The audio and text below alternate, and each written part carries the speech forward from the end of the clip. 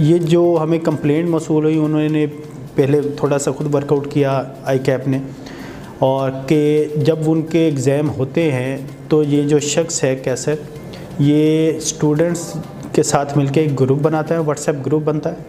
वो स्टूडेंट्स जो क्वेश्चंस होते हैं जो ऑनलाइन होते हैं वो व्हाट्सएप के ज़रिए से इस शख्स को भेजते हैं। चूँकि ये टीचर भी है और 3 सब्जेक्ट्स में माहिर है और मुख्तलिफ़ कॉलेजेस के अंदर पढ़ाता भी है।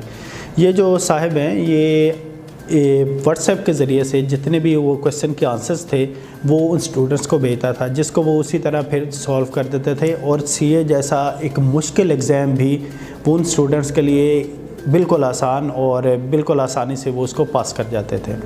तो हमने इसके ऊपर प्रॉपर इंक्वायरी की। इंक्वायरी के बाद हमने चीज़ों को अच्छे तरीके से डिग आउट किया, फिर हमने रेड किया। रेड करके ये कैसे नाम के शख्स को हमने अरेस्ट किया, और फिर इसके कब्ज़े से जो इस चीज़ का कह लें कि एविडेंस था, जो जालसाजी मवाद था, वो सारे का सारा रिकवर किया हमने इसके। बिल्कुल, ये हमारे पास कंप्लेंट आई थी जब नवंबर में इनके एक एग्ज़ाम हुआ था, इससे CA का पिछला जो एग्ज़ाम है नवंबर दिसंबर में लगभग, तब ICAP ने हमें एप्लीकेशन दी थी। हमने इसके ऊपर वर्कआउट किया और हम चाह रहे थे कि इसको प्रॉपरली डिग आउट कर लें।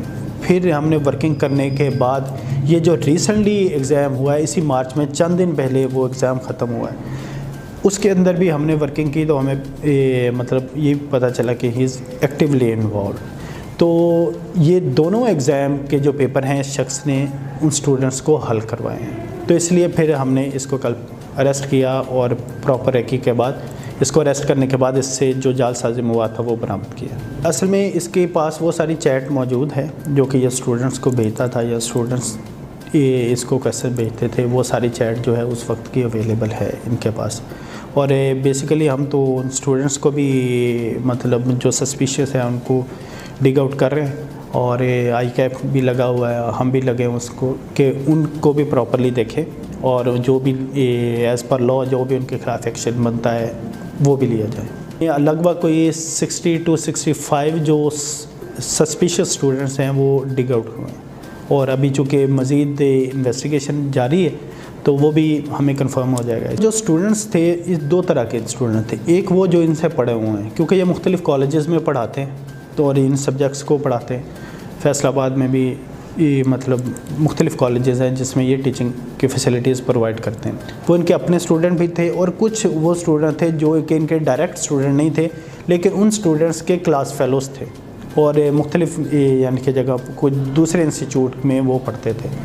तो इसलिए दोनों तरह की कैटेगरी के स्टूडेंट जो है वो इनके पास थे। ये मिलजुल के सारी एक्टिविटी होती थी, क्योंकि ग्रुप बनता था और सारी फैसिलिटेशन होती, सारा प्री प्लान था। कि उसके ऊपर क्या इन्वेस्टिगेशन अभी जारी है, कुछ भी कहना।